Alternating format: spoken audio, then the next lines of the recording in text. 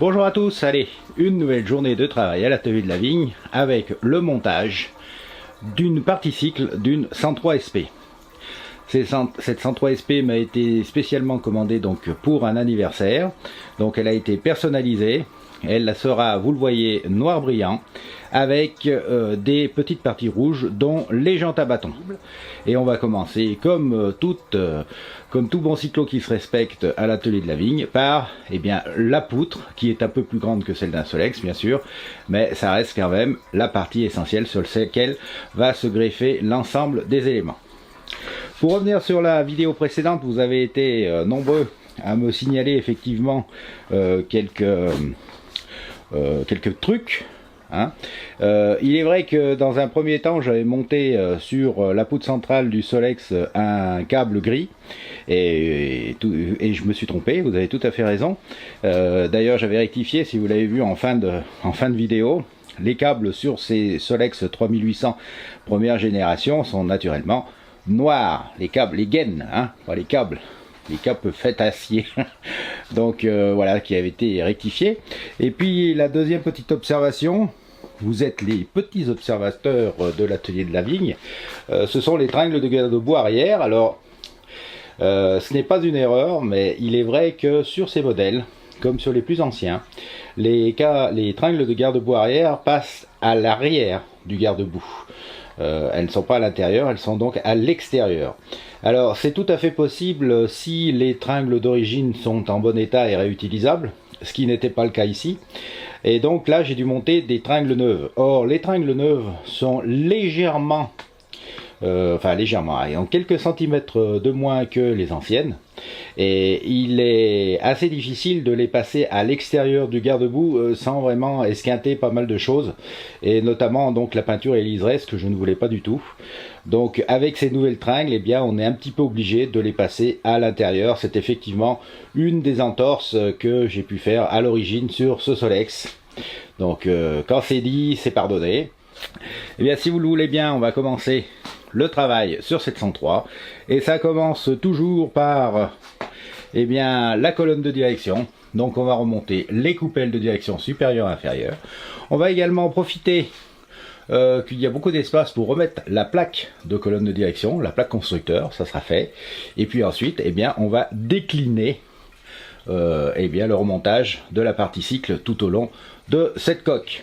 Alors, première chose à faire, on va mettre la plaque de cadre. Donc on va la réinstaller avec des petits rivets pop sur la colonne de direction avant de la monter, parce que si ça dépasse, on les limera un peu. Pour la colonne de direction, en l'occurrence, ça a été tellement bidouillé, modifié, que je préfère monter donc une colonne de... Oui, vraiment, Cyril. Je préfère monter une colonne de direction neuve. Donc on a ici coupelle inférieure, coupelle supérieure en bon état. On va remonter donc tout ça bien en place. Alors ces éléments de colonne de direction sont vendus en neuf bien sûr à la boutique de l'atelier de la vigne. La cuvette inférieure et supérieure sont mises, ainsi que la plaque de cadre. Alors ce que je vous conseille quand vous faites de l'époxy ou de la peinture, ou quand vous mettez une bonne couche de peinture, c'est de passer un petit coup de Dremel pour enlever un peu la peinture avant de mettre les coupelles. Comme ça, elle rentre plus facilement, et puis ça vous évite peut-être de faire des petits malheurs en ripant, glissant et donc en détruisant une partie de votre jolie peinture. Fourreau de fourche remonté. Voilà, alors on va pas les installer tout de suite parce que ça va relever la mobilette et la rendre instable. On va pour l'instant monter les différents éléments de cadre. Donc, on a remonté la boîte à outils, le pontet des suspensions, et puis les 2-3 petits boulons qui allaient de droite et de gauche. Alors ce qu'on va faire à présent, que c'est à peu près stabilisé entre guillemets, enfin disons au moins que on sait que ça rentre, on va fixer définitivement ce boulon qui est le support en fait des carénages latéraux. On va également fixer ce boulon qui est en fait l'axe supérieur de suspension. J'ai mis la selle avec ce cache. Alors ce cache est une fabrication en 3D, hein. Vous pouvez le trouver à la boutique de l'atelier de la vigne. Alors par rapport à l'origine, il est un peu moins souple. Donc il épouse un peu moins ce contour un peu anguleux là de profil de coque. Bon, il faut savoir que pour le mettre, c'est une refabrication, alors il faut quand même l'adapter, c'est-à-dire qu'il faut enlever au moins les bavures qui sont dues à l'impression 3D pour que le clips, par exemple, rentre bien à l'intérieur de la boîte à outils, là. Il faut peut-être un peu élargir le trou ici pour que le tube de sel passe bien. Alors pas trop non plus, parce qu'il doit rentrer de force pour qu'il puisse bien plaquer.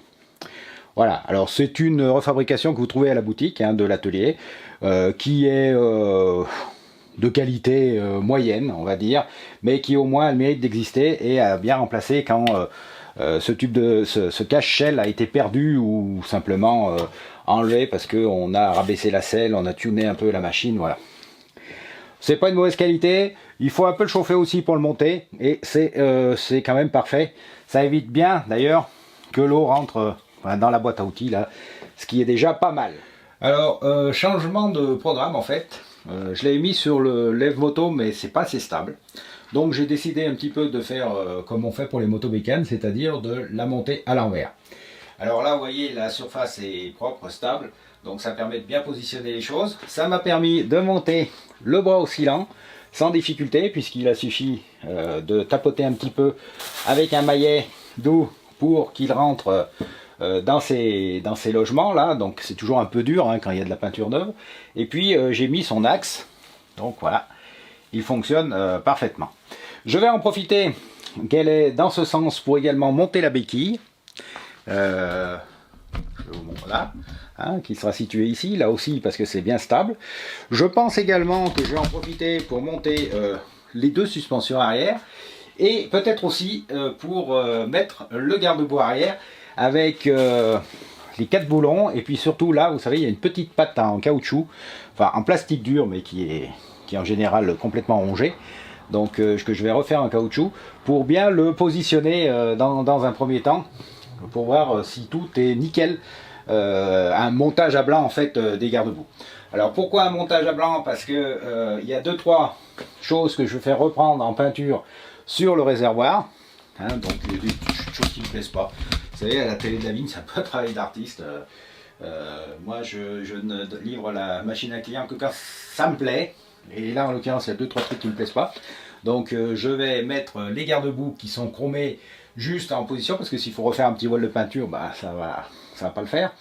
Donc, un premier montage à blanc pour voir s'il y a tout, si tout coïncide bien, ce qui fait que lorsque ça reviendra de peinture, le plus rapidement possible, eh bien je puisse remonter ça dans les plus brefs délais. J'ai mis la béquille avec son axe et ça se ressort hein, avec donc le tire-ressort disponible à l'atelier de la vigne, comme d'ailleurs le ressort de béquille et puis le boulon. Donc ok pour les suspensions. Voilà, ça commence à ressembler à une mob. Et puis on va installer juste pour le fun le garde-boue arrière, voir si ça donne bien. J'ai monté le garde-boue arrière, alors à blanc, hein, pas serré à mort, juste pour voir comment ça passait. Bah, c'est parfait. Donc bah, à présent que c'est monté tout ça, je vais effectivement la retourner et la passer sur le porte-moto, le lève-moto.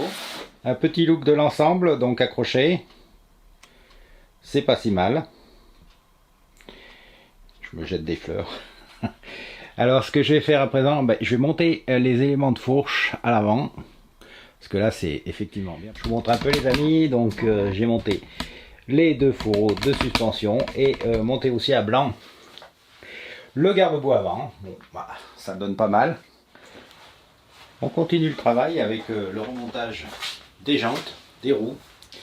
Donc 2 roues à bâton rouge sur lequel on va eh bien remettre les pièces neuves, à savoir une couronne,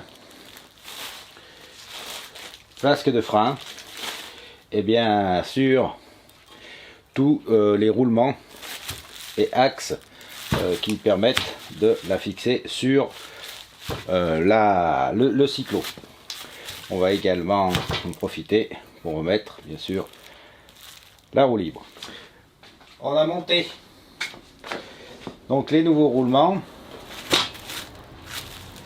On a préparé l'axe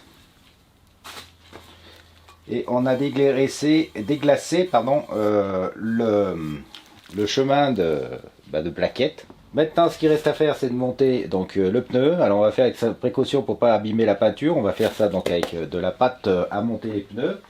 Et puis, on a des petites protections qui permettent d'utiliser les démonts de pneus sans abîmer la jante. Vous trouvez aussi ces pièces sans aucun problème sur la boutique de l'atelier de la vigne. Allez, on passe au montage des pneus. Alors, les pneus, ce sont des pneus à la demande du client, un look un petit peu moderne entre guillemets, mais qui reste dans des largeurs, vous voyez, qui sont totalement conformes à l'époque. Donc ce sont des 2 par 17, ce qui permet d'avoir des pneus avec un joli look, mais en regardant les dimensions d'origine. La roue est montée, Alors non, toujours un peu difficile, hein. Monter les roues tout bien ajustées pour que ça marche bien et sans rien abîmer. Donc voilà qui est fait. Il faut simplement, vous voyez que l'axe n'est pas bien équilibré encore. Il faut dévisser 2 tours pour que ça revienne un petit peu de là. Mais en gros c'est fait. On va ensuite attaquer de mettre la roue avant. Et voilà les amis, la roue avant est posée. Alors je dois vous avouer que comme tout avait été bidouillé au niveau du moyeu, je me suis vraiment embêté, et le mot est faible, pour avoir ce moyeu équilibré entre les 2 roues et qui fonctionne bien. Franchement, j'y ai passé plus de 3 heures pour avoir donc un résultat optimum. Voilà, donc là, la roue est bien centrée, elle tourne bien, les roulements sont un peu en contrainte parce qu'ils sont neufs pour l'instant, mais ils vont se débrider en roulant. Je vais m'en arrêter là pour le remontage de cette partie cycle. Alors, ce que j'ai fait aussi, vous l'avez pas vu, j'ai refait tout le faisceau électrique, recablé en fait le faisceau, et je l'ai tout réempoilé avec ceci. Alors, c'est un ruban adhésif toile qui permet de recabler les faisceaux, c'est très bien, il est à la boutique de l'atelier de la vigne, n'hésitez pas si vous voulez refaire ça à l'identique. Et à l'arrière, pour le faisceau, j'ai préféré mettre une gaine, c'est beaucoup plus étanche parce que ça passe, vous le savez, dans le passage de roue. Et bien souvent à cet endroit là il y a de l'eau. Donc voilà pour le remontage provisoire de 703, donc SP noir. Il y a quelques pièces qui vont encore arriver, à savoir le phare, bien sûr, la bavette, ici, parce que c'est une bavette ronde, 2e génération, et puis bien sûr tout le reste qui sera monté quand les petites retouches de peinture seront terminées. Donc voilà, sur cette vidéo, je vais faire une photo à l'extérieur de cet engin. Je ferai tout le reste bien sûr quand elle reviendra de la peinture, et vous serez bien sûr conviés à cette nouvelle vidéo. Voilà, si cette vidéo de remontage de ce modèle 203 SP vous a plu, je prends la caméra avec moi et je vous montre. Voilà, et bien n'hésitez pas à liker, n'hésitez pas à partager, à laisser des commentaires et bien sûr à vous abonner. Et à bientôt pour une prochaine vidéo de l'atelier de la vigne, sans doute sur le remontage du moteur de cet engin ou sur le remontage du moteur du Solex qu'on a fait la semaine dernière. De toute façon, à l'atelier, on ne s'ennuie pas, vous le savez. Tous les dimanches soirs à 20h30, une petite vidéo pour vous faire plaisir. Et peut-être une autre après dans la semaine si il y a matière à vous faire une 2e vidéo sur ce genre de restauration, des produits, des développements de produits, enfin tout ce que vous savez est ce qu'on fait à l'atelier. À bientôt!